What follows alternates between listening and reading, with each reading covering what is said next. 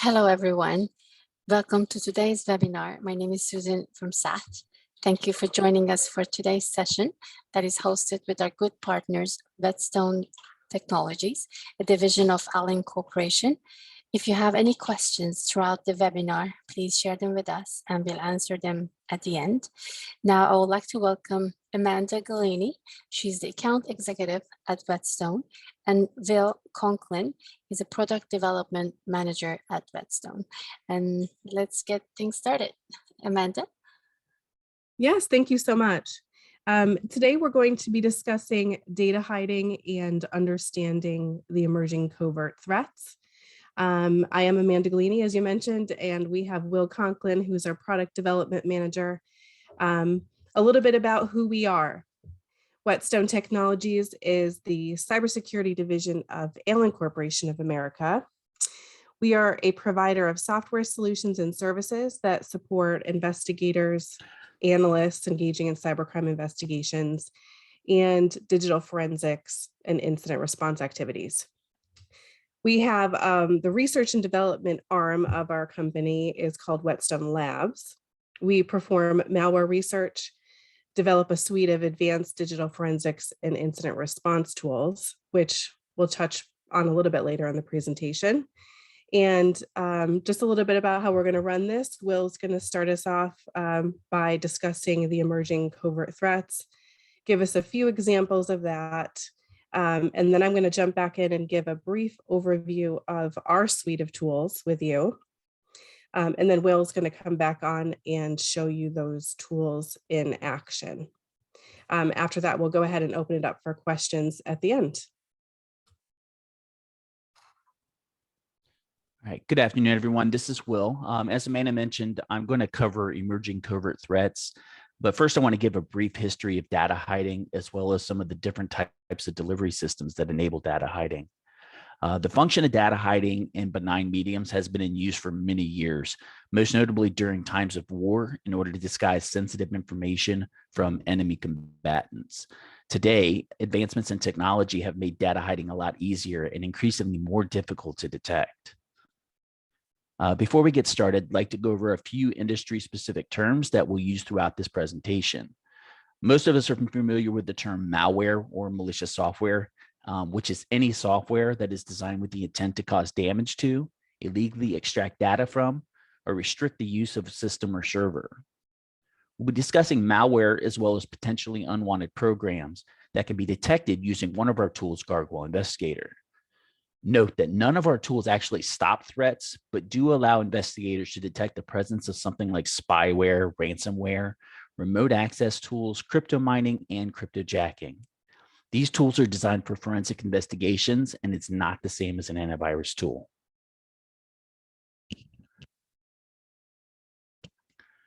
The word steganography is derived from the Latin word steganographia, which is a combination of the Greek word steganos, which means covered or concealed, and graphia, meaning writing. Steganography is a form of covert communication in which a secret message is hidden within a seemingly benign transport medium. One of the first known methods of data hiding was actually tattooing messages on the back of the shaved head of a Greek messenger, and then allowing that hair to grow back over the message, and then sending those messages out to be delivered concealed to their allies. Today, though, we're going to be discussing the use of digital steganography, which is data that has been hidden within another medium, such as network packets or media files. Some other common terms related to steganography include carrier file, payload, steganalysis, and stegware. A carrier file is a container of a sort posing as an innocent-looking file used to conceal data hidden within it.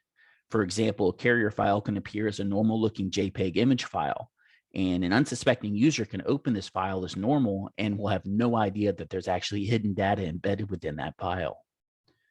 The hidden data in the carrier file is called a payload. The payload can be defined as any content that is hidden or stored within a carrier file. Steganalysis is the process of analyzing that payload or hidden data to determine how it was actually hidden. And finally, stegware is software specifically designed to hide data in another type of file. When we talk about the use of steganography, it's important to note there are not only illegitimate uses of steganography, there are actually several uses that are considered legitimate. For example, there's digital watermarking, and this can be used to show the authenticity of a document. Songs and videos are often copyright protected using some imperceptible sounds embedded within the video. So for example, if a video is posted to YouTube, that imperceptible sound could be detected by YouTube's algorithm, and that would be flagged for copyright material in someone else's content if they posted it. You can also hide decryption keys for file decryption. This is a common use case where you have an encrypted file, and that file can be distributed from one user of an application to another. That file can actually have an encryption key embedded directly inside it. And there's also printer and printer dot pattern identification as well. And this is where a dot pattern is printed imperceptibly, not detectable to the naked eye on the paper, that can be used to identify what printer actually printed that document. There's also many illegitimate uses of steganography, unfortunately, like child pornography, which can be distributed by embedding that media into seemingly innocent files to avoid detection. There's malware distribution. It's another use of steganography, either through hiding malicious code in network packets or hiding inside other common file types. And finally, corporate espionage and exfiltrating those industrial secrets using coded messages to avoid data loss prevention. There's several different types of digital steganography. A couple of them are malware-based steganography, and this is malware that's embedded inside another file type in order to deliver that malware payload to infect the victim and execute some type of malware on their system. There's network-based steganography, and this involves embedding data within IP packets themselves to deliver the payloads over normal TCP or UDP protocols. And then there's media-based steganography, which is inserting media of any form of content within another type of media file.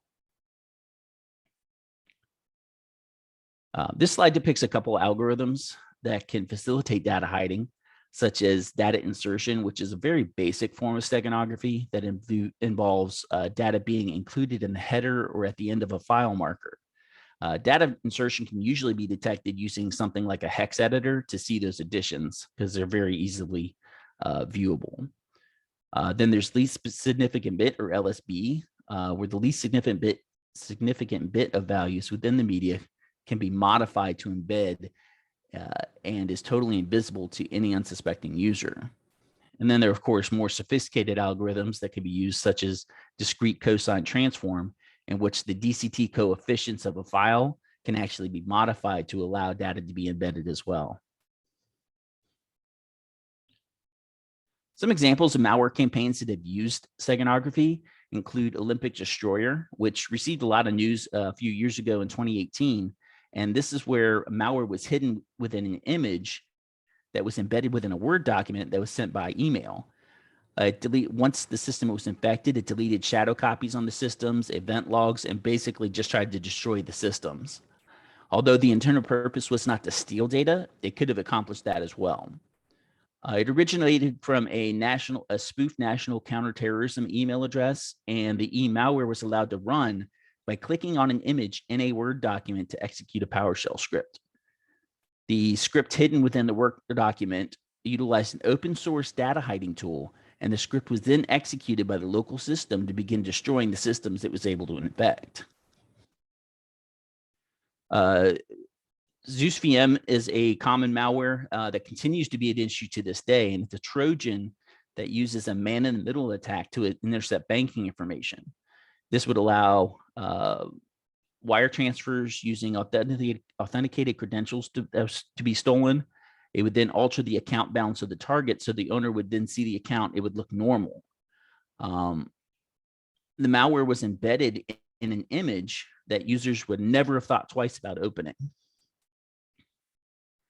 Then there's Purple Fox, which was initially discovered in 2018, spread by phishing emails and exploit kits.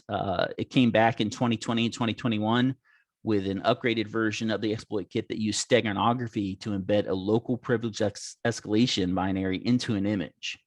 And there was over 90,000 attacks with this particular package download.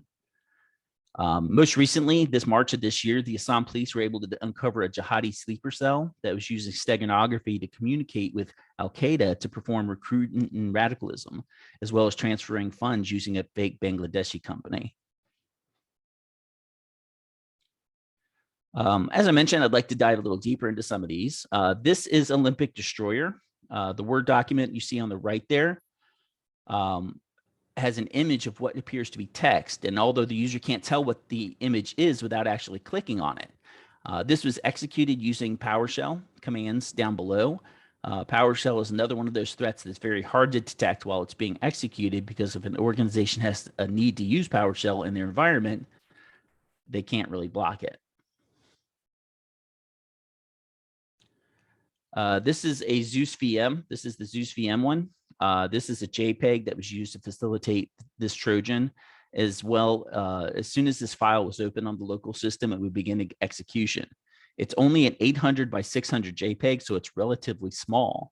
The image you could see here is a little bit grainy, but that's likely due to the malicious content that's embedded within the image. Sometimes there is some distortion that's present depending on the level of content embedded in it, but a lot of people can't tell the difference, especially if they don't have the source image. Here's an example of steganography and network protocols. I'm not going to go too deep into this one, but this was first documented way back in 2003. And what this does is hides information in standard network transmissions. The headers of the network packets are the prime targets for data insertion because the fields don't have any type of error checking at all. For example, the options in padding packet or down at the bottom can hold up to 44 bytes of information. Malicious content can be added to that section, and other areas can have multiple embedded content as well. And when those packets are received in a rapid succession, it can hide those contents in those gaps. Another example here is we have an image what looks like the Windows XP wallpaper we're all familiar with. It looks normal, maybe a little bit of distortion here, but nothing that would really cause alarm at first glance. But within this image, there are 4,560 words hidden in this image. Or basically, you consider this the entire works of Shakespeare can fit inside this standard 1920 by 1080 image. This would give you a really good idea of how much data can actually be hidden within a single JPEG image. Here's an example of media being embedded in another piece of media. This map image is actually hidden within this picture of the Washington Monument using a tool called GIF It Up, which uses least significant bit steganography. I mentioned earlier, this is the basic form of steganography. This is data embedding or data insertion, where the information can be stored in the header or the after the end of file marker. This is a standard JPEG image, and it would be rendered by any type of image manipulation program or Windows Explorer without any issue, and nobody would actually know if they don't know that information is there. The LSB algorithm involves the manipulation of RGB values in multimedia files. The common target is the last bit in the 8-bit RGB value. If you're not familiar with what RGB is, it's the red, green, and blue values that make up a pixel of color. This targets the last bit in that value and exploits the human's inability to detect subtle color differences. If you look at these two images here, these two colors here, you'll notice that this visually looks like the same color. What we've actually done here, though, is change the last 3 significant bits. So the left color is 25500, so red, green, blue, and the right color is 25411. So even though they look the same, it does present an anomaly within LSB values that we're able to detect using our StegoHunt product. These images here use 2 least significant bits. So a few examples you could see out in the wild is a Twitter profile picture. It's a 400 by 400 picture, and this image could actually hide 117 kilobits worth of data. which is, a standard text document. If you're looking at something bigger, like this NASA image of Pluto, it can hold over 45 megabytes of data. That's totally invisible to the user. And finally, a very large image like NASA's image of the panorama of this Milky Way can hold up to 78 megabytes of data contained within inside. There is a risk to have significant amount of data to be stored within images like these. All right, and with that, I am going to go ahead and turn this back over to Amanda. Sure thing.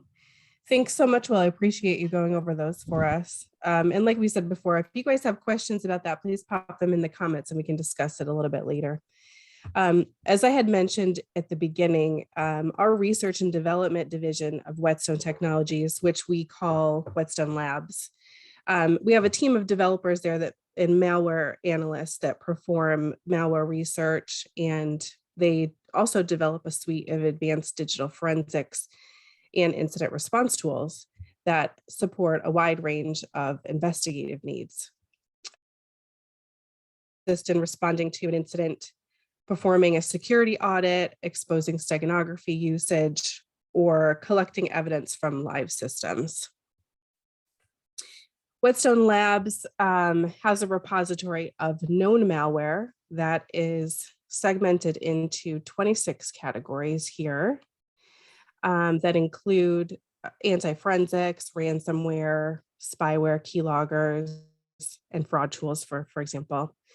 The data sets in this repository are utilized by our Gargoyle family of malware discovery tools. And the steganography and encryption data sets are utilized by our Stego Command and Stego Hunt tools to detect and identify known data hiding programs. So these data sets are updated monthly, and they are provided to our current customers with active maintenance via our customer support portal. As I had mentioned earlier, I'm going to go over our products. I'll just give you a brief overview of what they are and what they have to offer. One of the digital forensics and incident response tools that we offer is Gargoyle Investigator MP. Gargoyle is an easy to use scanner for both field and lab investigators and is in widespread use by law enforcement as well as corporate security teams worldwide. Excuse me, Gargoyle leverages Whetstone's data sets and it detects, identifies, and categorizes the malware, as well as the tools that are frequently used by the cyber criminals. Gargoyle then provides a comprehensive report, which we deliver to you in a couple of formats, so HTML, CSV, and PDF. Will's going to show you that a little bit later. The user can also generate a custom data set of MD5 hashes to target a mounted disk image or a live system to detect if a recently disclosed malware sample or other file of interest is present. Gargoyle MP supports the scanning of an entire file system and archives of any depth. By applying Gargoyle's whitelisting capability, you as a user can also focus on your investigation on files of interest specific to what you're looking for. Our flexible licensing for our products allows for the investigation to be performed either on a dedicated workstation in your forensics lab or multiple or live systems in the field. In addition to Gargoyle MP, we offer a product called Gargoyle Invest. This product is offered only to qualified law enforcement professionals. And what Gargoyle LE does is it delivers an automated search and classification of child sexual abuse material or CCM material.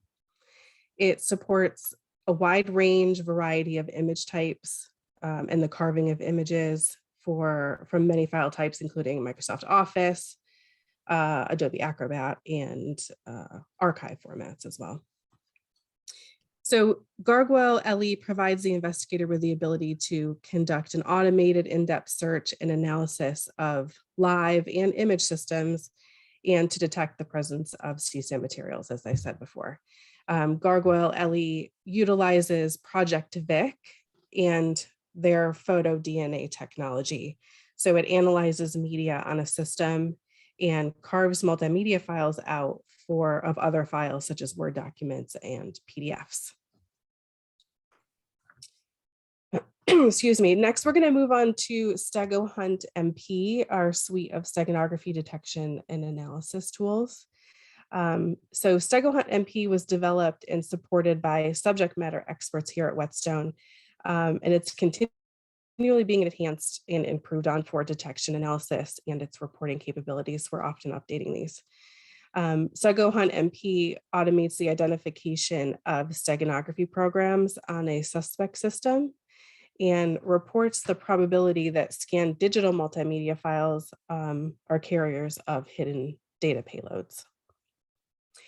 The suite also provides the examiner with tools to facilitate a deeper inspection of suspected carrier files using a visual workbench and to initiate signature and passphrase attacks from attempting to extract an embedded payload. And as with Gargoyle, StegoHunt's licensing is also flexible and can be used on a dedicated workstation in your lab or on multiple systems using our Flash versions out in the field. In addition to StegoHunt MP, we also offer included with this as a suite Stego Analyst and Stego Break as supplemental tools. So Stego Analyst provides a deep analysis of detected images and audio files, and it utilizes the file viewing panel to display individual file attributes, so including image details, DCT coefficients, and color pairs. Stego Analyst allows for the analysis of identified carrier files, and the user can also select various filter options for further analysis, such as least significant bit LSBs specific color. And then Stego Break, which is an application designed to obtain the passphrase that's been used on a file that's found to contain steganography. Stego Break allows the user to crack and extract payloads from many carrier files using a simple point and click interface. And as I said, those two supplemental tools are included with StegoHunt MP. And then lastly, we have a product called Stego Command. And Stego Command is a command line Linux application that is easily deployed on either on-premise or a cloud-based environment. What's different about Stego Command is that it is scalable to support the analysis of high volume data feeds and very large files and data repositories. It uses a collection of detection algorithms to quickly identify the presence of steganography and carrier files, same as StegoHunt does. Stego Command examines the structural and statistical indicators of steganographic content, and it generates a report for each of those files that are scanned. It supports many file types right directly out of the box as is, but in addition to those file types, our subject matter experts are available to work and to work directly with the customer to expand on the capabilities of detecting steganography. So you as an organization may have a unique custom proprietary or industry specific file type that others may not be using. We can work directly with you to customize that. We will not be demoing Stego Command today, but with that being said, if someone would like to have a demo of that, we'd be happy to schedule that for you. Just let us know. And with that, what I'm going to do is I'm going to pass this back to Will. Will's going to go ahead and do a quick demonstration and show you StegoHunt and Gargoyle MP. show you the user interface and a few of the features here that I just talked about. Thank you, Amanda. One moment here while I get Stego Hunt pulled up here. Sure So thing. the Stego Hunt, I'm sorry. Oh, sorry. I thought I heard something. The Stego Hunt MP interface is pretty straightforward, allowing investigators to conduct their investigations very quickly and efficiently. We have the ability to select up to 4 directories for to scan for steganographic images or steganography applications, as well as excluding certain directories from scanning, as Amanda mentioned before. The investigator can then select what type of scan will be performed. We have the factory dataset scan, which will look for applications that met signatures stored in the monthly dataset released by Whetstone Technologies. And then we have the statistical analysis scan, which is what will perform the analysis on supported and selected file types encountered in the scan. We have other options that are available here to facilitate the scan, including scanning inside archive files, carving images out of other file types such as PDFs, PowerPoints, or Word documents, and extracting those images to scan for steganography separately from the source document. We can also select different reporting types and options that are available, including CSV and HTML reports, which will also generate a PDF report. We also have the ability to create a case file that can be used later for faster scanning or import into other applications such as InCase. So real quickly here, I'm going to go ahead and select a directory here, get that prepped to go, and go ahead and set this to scan, carve, scan network files, and we'll create a case as well.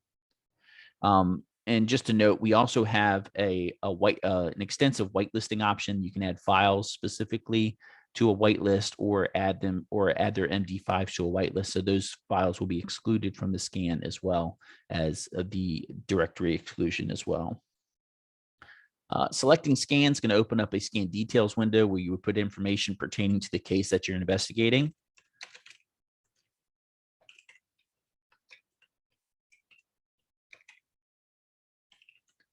And case ID,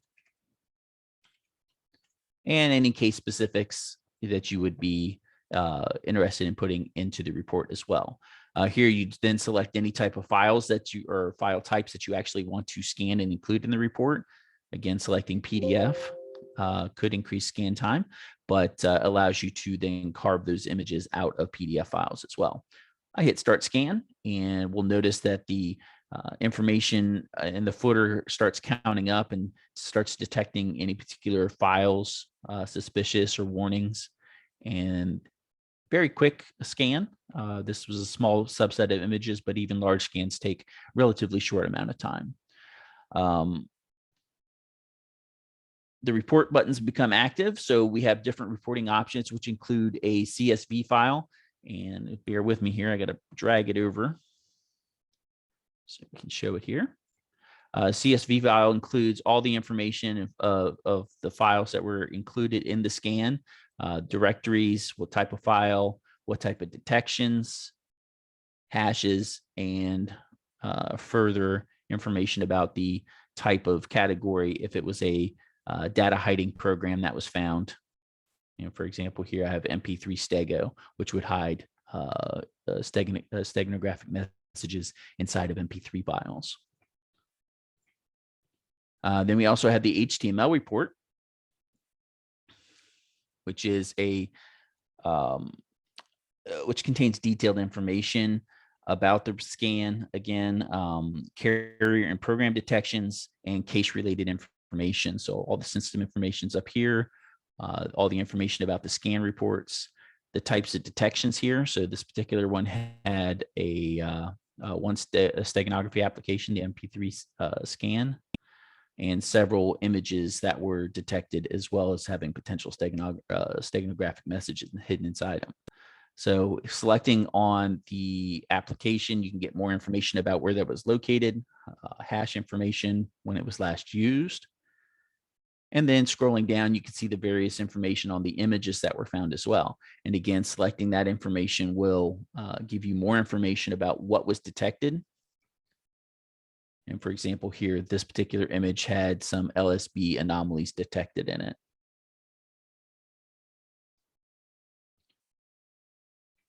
And the PDF report is the same as the HTML report, except for it's opened up in Firefox here, but this is a PDF file that can be then used to deliver to executives or used in cases. We also have the ability to customize this report. So if you want to use your corporate logo on that, you can, as well as a custom image and footer information down at the bottom here. All right, so now I'm going to move on to demonstrating Gargoyle Investigator. So let me get this minimized and bring up Gargoyle Investigator. Again, the Gargoyle Investigator interface is similar to that of StegaHunt MP. It's pretty straightforward, allowing you to, again, conduct your investigations quickly and efficiently. So I'm going to go ahead and select this folder here. And again, we have the options for what type of scans will be performed to get a factory data set scan, which is, again, what we provide on a monthly basis around the middle of the month. The supplementary data set scan is a data set that we provide, which includes indicators of compromise that we have not yet analyzed in-house, but we provide anyways. This would include a lot of newer malware included in those. So you don't have to worry about not being covered with the newest malware out there. And again, we have the ability to scan inside archives, create hash files, and so on. So I'm going to go ahead and start this scan as well.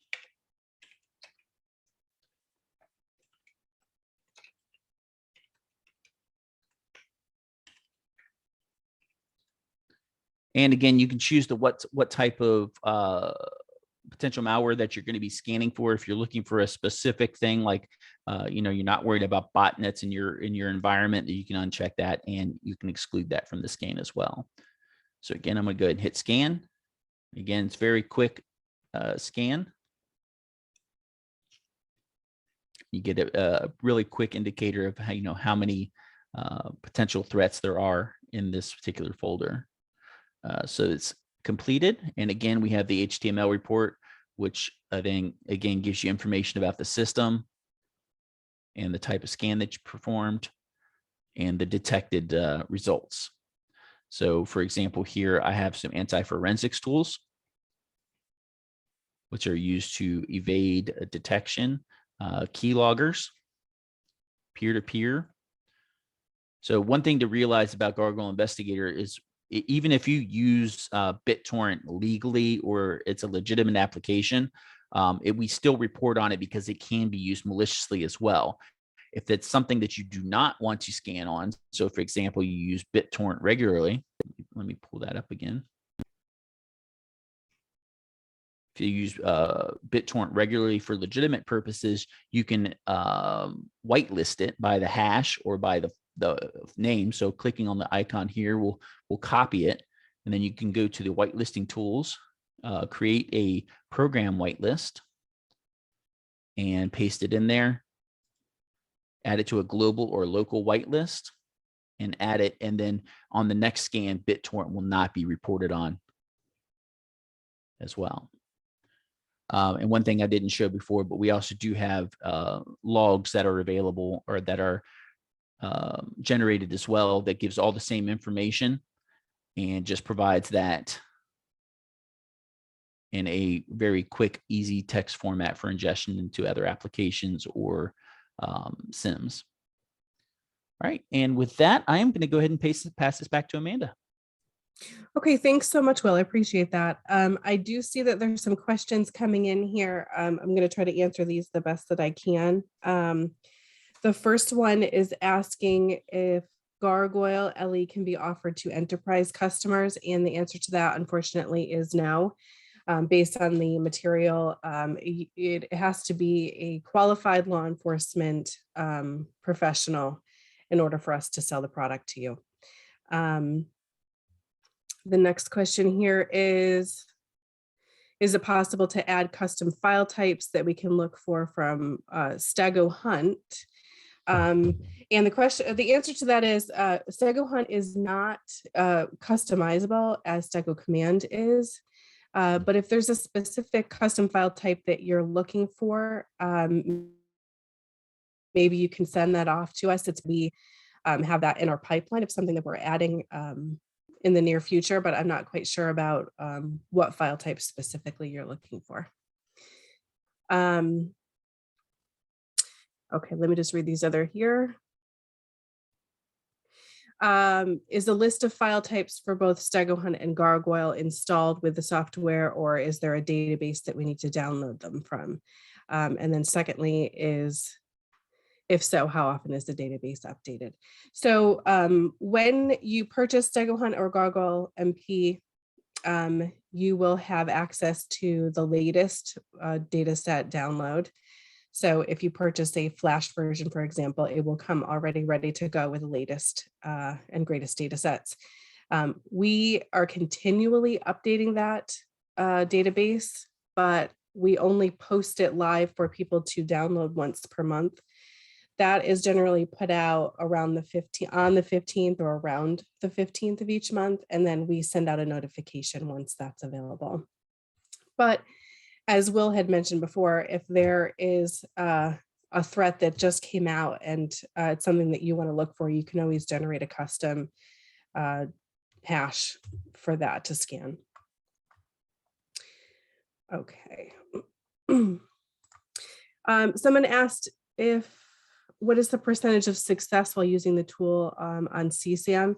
The product right now is still in beta as far as Gargoyle LE. And so I can't really give you statistics on that, but I'm happy to get back to you if you would like to ask that question via email or send that off to SAT. And then there's another question on here. Will, you might need to jump in here or we'll take it offline, which is, does the tool have encountered captured CSAM file while scanning the steganography file? I'm not quite sure what you mean by that, but. So Stego Hunt would detect if there was an embedded image inside or embedded data in another particular image, but we can't, generally that data is, if it's embedded cryptographically, and we can't see what's inside the image anyways, or what the hidden data is. So in that regard, no. What the Gargoyle LE does, though, is it does scan known images or scans drives for images that meet certain criteria based on photo DNA to detect. So in terms of steganography, no, we can't really peer inside the image to see that. Okay, thanks, Will. I appreciate that. So I think I've answered all the questions here in the chat. And as you can see, we've added here contact information for us as well as SAT. If some questions come up that you would like to reach out to us, please do.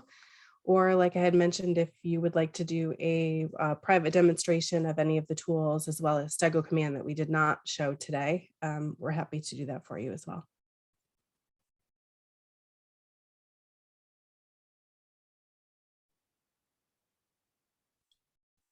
Thank you, Amanda. Thank you, Will.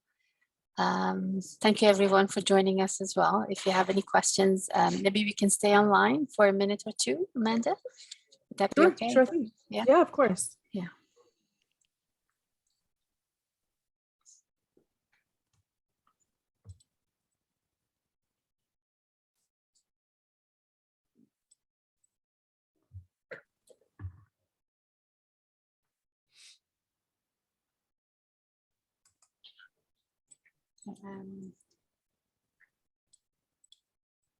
I don't see any questions coming in. So thank you for joining us. If you have any questions, you can, of course, write to us. We will be sharing the recording as well with you very soon. And thank you for being with us. Thank you, Amanda. Thank you, Will. And please take care and enjoy the rest of your day. Thank you so much. You as well. Thank you. Bye-bye.